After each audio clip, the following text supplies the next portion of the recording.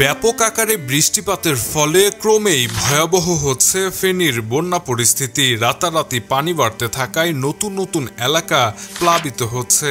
ইতিমধ্যে হাজার হাজার মানুষ পানিবন্দী হয়ে পড়েছে, ফসল ও বাড়িঘর তলিয়ে গেছে। এই দুর্যোগে মানুষের জীবন যেন একেবারে থমকে গেছে।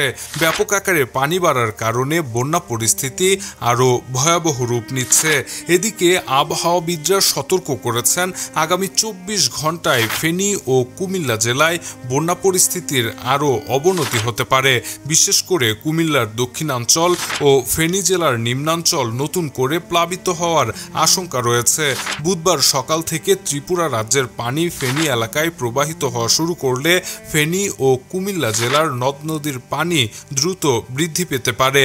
এদিকে আকস্মিকভাবে ফেনী এলাকায় বন্যা পরিস্থিতি সৃষ্টি হওয়ায় সেখানকার সাধারণ মানুষজনকে সতর্কভাবে সাবধানতা অবলম্বন করে বন্যা মোকাবেলার জন্য যাবতীয় প্রস্তুতি গ্রহণ করতে হবে। বিশেষ করে ফেনী, কুমিল্লা, নোয়াখালী ও চট্টগ্রাম জেলার অধিবাসীদের বন্যা মোকাবেলার জন্য এখনই প্রস্তুতি গ্রহণ করা আবশ্যক। Shahriar Alam, EBD news.